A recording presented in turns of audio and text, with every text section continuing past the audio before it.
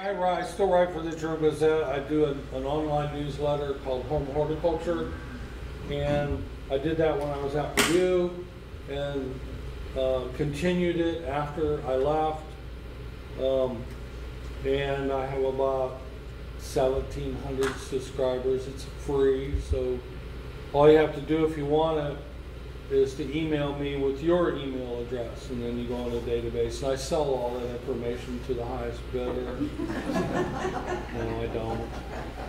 But and then I started teaching at PFW the same class that I took back in 1989, beginning horticulture, Hort 101. So I've taught that for 2 years now. It's been wonderful. It's been great. So anyway, today I'm going to talk about a wide variety of things. If I run out of time, I'm sorry. If I go wayward, I'm sorry. I apologize in advance for wondering. I do that a lot. So the thing I always start out with when I do gardening talks is to tell people how great an activity gardening is. You use every muscle when you garden. People that love to garden have lower stress, they have lower blood pressure, they are happier in general in their lives. Even though gardening can be a little frustrating sometimes, but it's a good activity to do, and I still do it some, even though I can't do the stuff. It really frustrates me to do, not to be able to do the stuff I used to do. But I mean, we have this watering station. I'll show you pictures of her garden. But even doing that is a good activity for me because I'm keeping active. I'm hauling, hoses and watering plants, and then I usually have to sit and watch Gwendra weed a lot. Gardening is a lot of work, really. It involves responsibility, but it also involves hope. You're always hoping that everything does as well as it did the year before, or even better. That's kind of what we tried to do, is to be more sustainable. Really involves doing less work in your garden. It's a good activity, even when you don't get around so good. But I'm going to talk about some things that I like to do. Even having a garden that you can reach like that, reach into things, or I'm big into raised beds, and so my raised beds, I want them this tall, so I can reach and do things. So I'm going to start out with a story about the disease triangle. This is stuff. But to have a disease in a plant, you got to have three things going on. You have to have a host plant that's susceptible, usually, to a type of disease, and then you got to have the pathogen rolling around somewhere, the spores of a fungi or whatever. And they're always blowing and washing around, so you can't really get rid of those. And then you have to have the right environmental conditions and you have to have all three of those for a plant to get a disease. Now the plant might be weakened by stress if it wasn't planted right or in the right place, and that makes it more susceptible. Weather like this, the way it's been, certainly going to see a lot of fungal disease in the next 2 months or so because of all the wet weather that we've experienced and humid weather. And then there's also, when it comes to the environment, there's also what are called people pressure diseases. That's this fancy word for what have we done to screw things up so the plant gets a disease or it doesn't look very well. Yeah. So this is Gwendra's backyard right here. She lives in a 160-year-old house. This used to all be turf. Last year, at the beginning of the year, it was all turf grass. So that's the garden in the backyard. Gardeners can't stop. Keep adding stuff. So, the weather, we talked about that, can really affect how plants grow, if they get disease. And so this is the weather outlook for the next 3 months from the Climate Prediction Center. You can go there, you can Google that, and it'll take you, and you can look at 3, 5 months, 1 month outlooks. And so this is the outlook for the next 3 months. Temperatures above normal, and then precipitation, it was above normal for a while, but now it's below. So hot, dry summer. That's what we have to look forward to. It's not my favorite kind of weather. But that's a good tool to use to see what's going to go on that's based on science rather than what a groundhog said. So I wanted to talk a little bit about how, you asked how I got involved, and I had to do a lot of research when I first started in Extension. I thought, of course, when they teach you, you come out of college thinking you know everything. And in fact, I learned I knew basically nothing when it came to answering homeowner questions in particular. And Purdue still doesn't really emphasize organic. Most universities do not emphasize organic gardening solutions or techniques. There are a few. The Ohio State University does. Maryland, University of Maryland is really good when it comes to finding information about how to treat things organically rather than just with conventional pesticides. Not a big fan of conventional pesticide use in the garden. So I had to do a lot of research over the years as I got more and more interested in the idea of sustainability and organic and everything.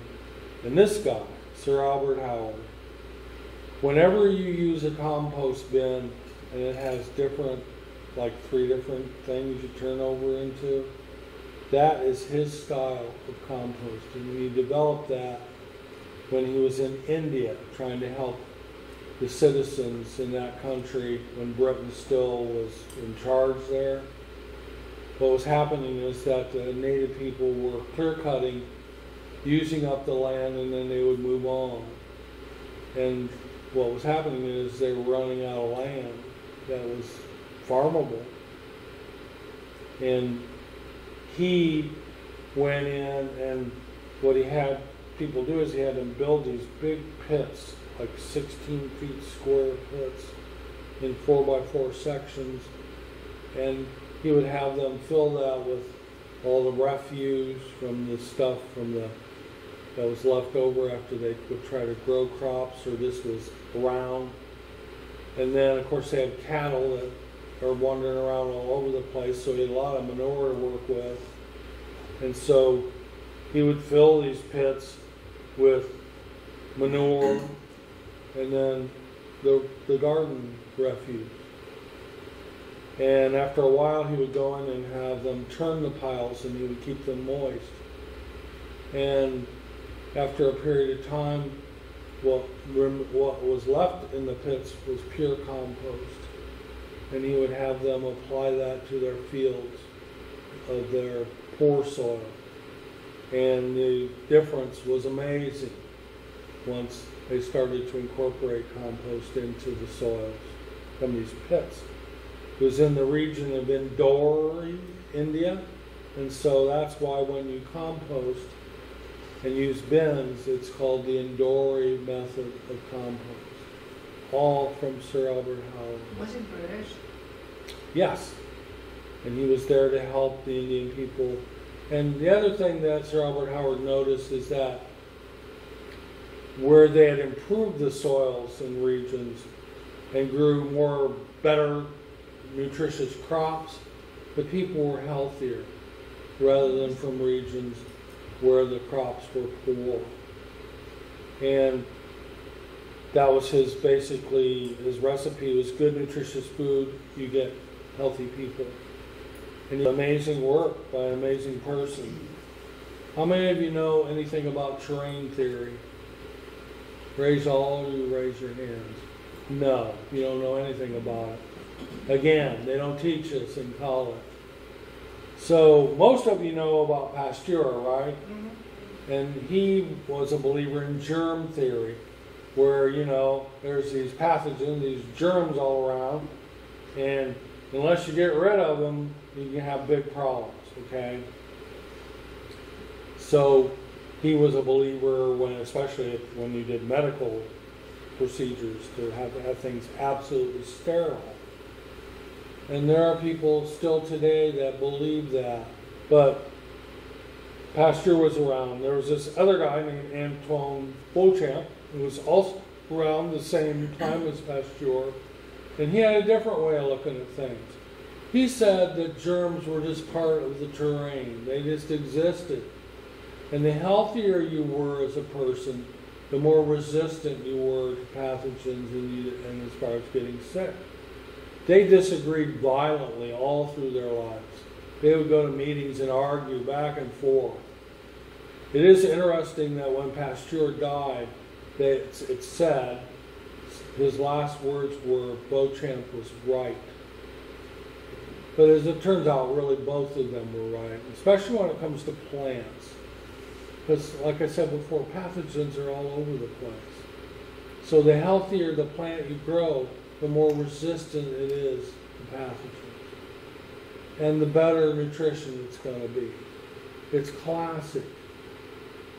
And so whenever you hear talk about wellness theory, that is all based on Beauchamp's work. So he finally got popular.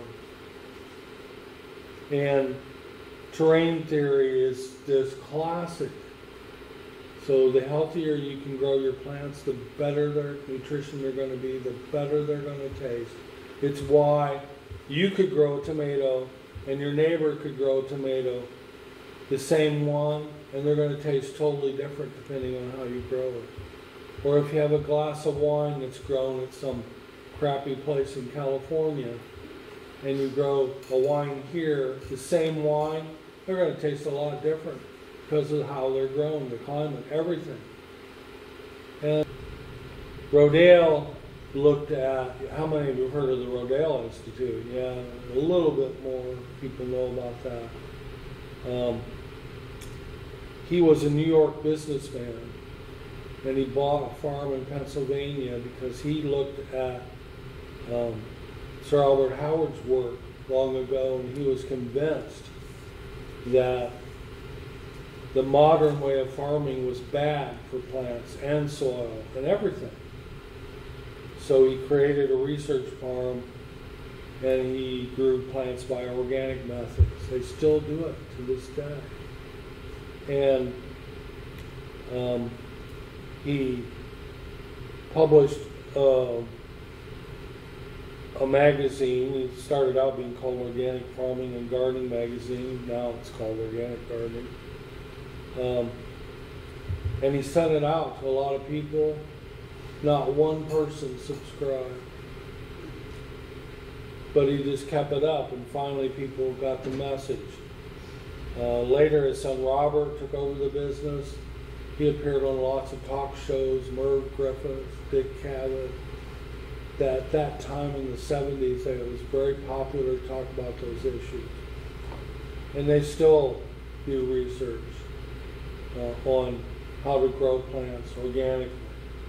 There have been people trying to debunk them for many years. There was a meta-study that came out of Stanford that claimed that there was no difference between growing organic vegetables and regular vegetables. Bunk. There's tons of research that shows that they're better. So, anyway, you can look at their stuff online. These two guys were the head of the soils department at the University of Missouri in different times. And they did a lot of research on the difference between growing vegetables, and they called using grow foods rather than go foods. And they did a lot of research on how healthy vegetables were when they were grown organically. Interesting. They were head of the soils department. And what they found is that if you grew vegetables organically or used heirloom vegetables and grew them organically, they were a lot more nutritious than vegetables grown just normally, conventionally. And there was also a study that came out of the University of Texas, and they used a government's data on the difference between heirloom vegetables and then modern hybrids that you find in grocery stores. And they found that heirloom vegetables were tons more nutritious than the stuff you find in grocery stores. It's just how they're grown. So I'm a big believer in growing heirlooms if you can, because there's a reason why they were saved through generations and still grown today, like Amish paste, all these different tomatoes. And they're fun to grow, and they're more nutritious. So their own data that proves that. So biodynamic gardening is sort of big on the scale nowadays. And how many of you have heard of biodynamic? No? It's hot. People on the internet just spout that stuff all the time. It was started in 1924 by this guy named Rudolf Stein. And he was kind of kooky. He believed in astrology and the use of that in the garden. He would bury these bones filled with animal guts in the garden and then go back and dig them up and then use mixtures made from those bones to spray on his garden plants. The other one is permaculture. How many of you have heard of permaculture? That's a big buzzword now. It was started by this guy named Bill Mollison. He lived in Tasmania, and he developed these techniques because there were problems with deforestation and soils there. He eventually moved to Canada and did a lot of research in the Pacific Northwest. And he wrote this book called The Eden Alternative, or Gaia's Garden Concepts. And it has to do with establishing what are called guilds of plants. In other words, you plant certain plants together, and in theory, they're supposed to develop this natural sort of community where you don't have to do anything. Food forests are based on that concept. Have you ever heard of those? I have found that while it may have worked in the Pacific Northwest, I've yet to see one permaculture garden guild do well here. It's too tough here. And then I've also talked to Heather Joan Flores when she was here in Fort Wayne promoting her book, and she's the founder of an organization called Food Not Lawns. And these are the folks that want to turn every front lawn in the state of Indiana into a garden. And the problem there is, again, this was established in the Pacific Northwest where you can grow anything. And you try to do it here and you end up with a big weed patch. And then the neighbors are upset. And there's junk laying around everywhere. So I've tried to talk to those people, and even her, to say, it's all fine and dandy. I've seen examples of front yard gardens that look quite nice. But don't put all your junk out in the front. Don't have a weed filled patch. Expect your neighbors to be happy. It's not going to happen. Here, it's not going to happen. So the number one problem in our area when it comes to trees is how they're planted. It's the reason why most urban trees only live for about 7 years. And it has to do with what you see there of volcano mulching. How many of you see? And the other thing is about how trees are planted and burying the root flare. If you see a tree like the one on the upper right, and it doesn't have a flare, you know how trees usually, the tree was planted too deep with the flare buried. I'll show you a picture of what happens. But when I used to do lots of site visits, one of the big problems with trees that weren't doing well was they had buried the root flare. So this is what it looks like. There's a tree example. No root flare on the tree. They just piled soil right over it.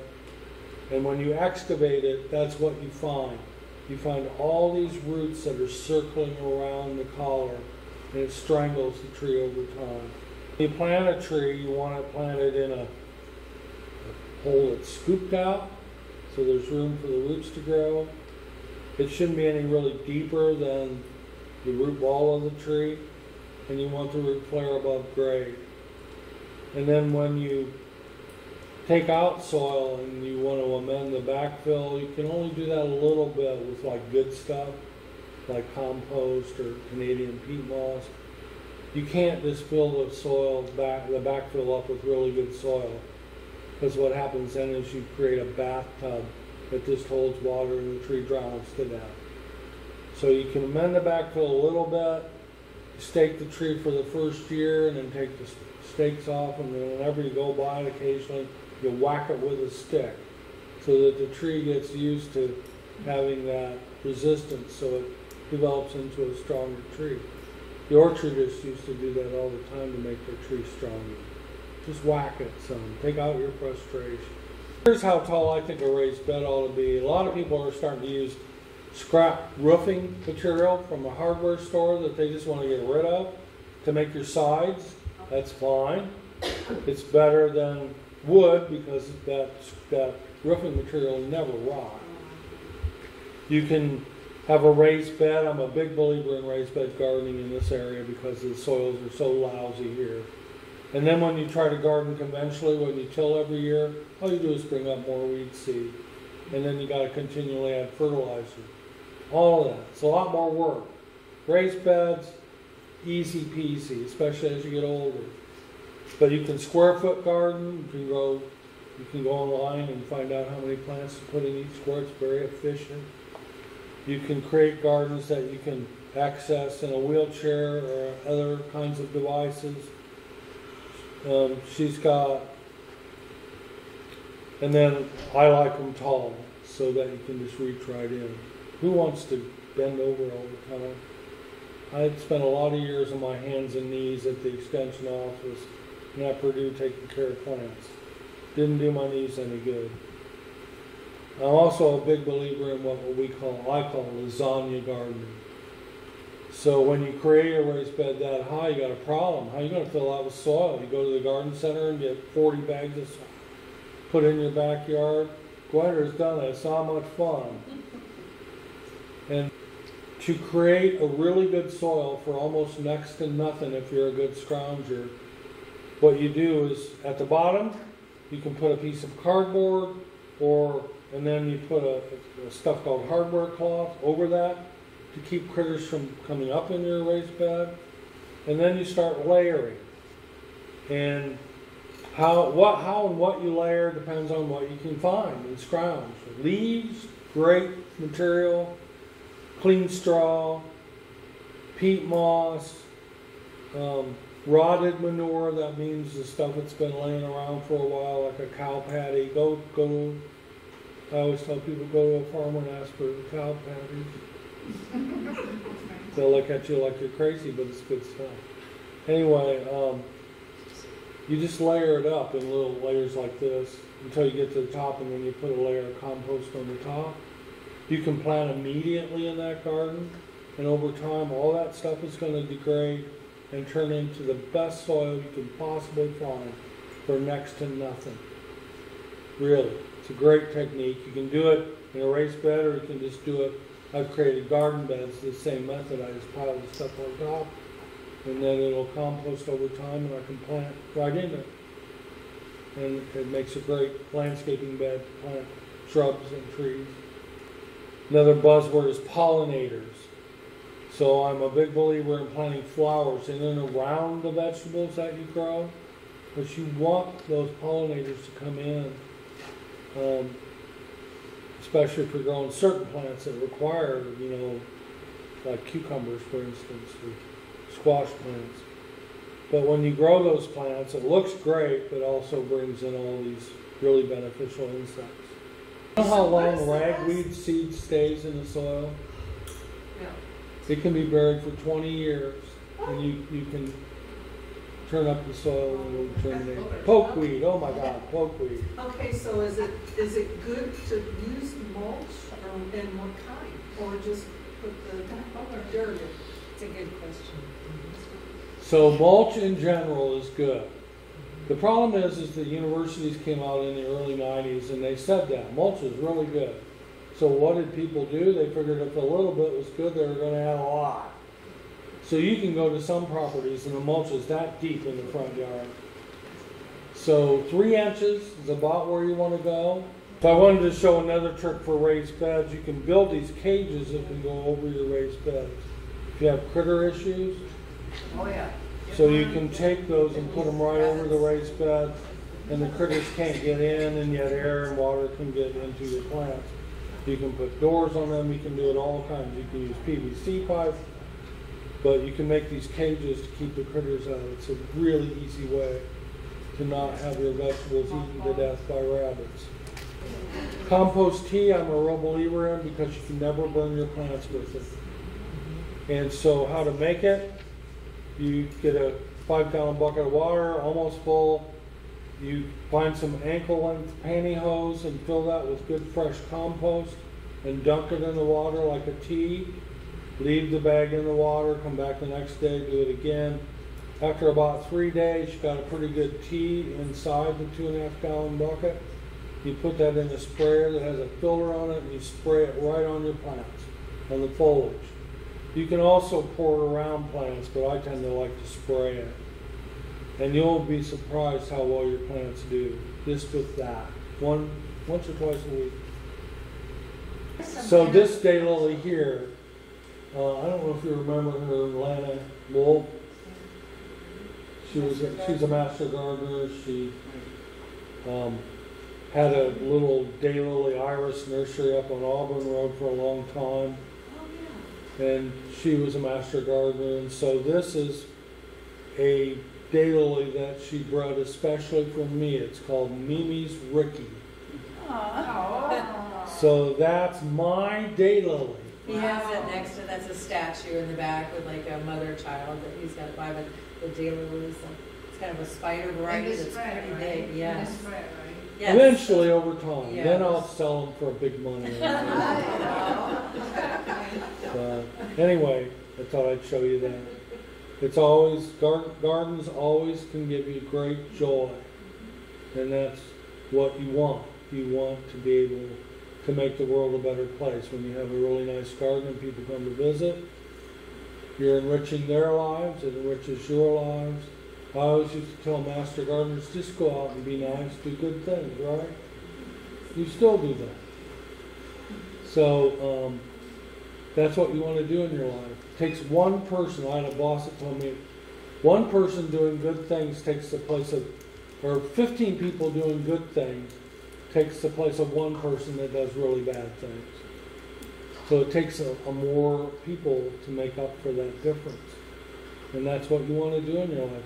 You want to make the world a better place. Right? Right. Okay, thanks for listening to me today.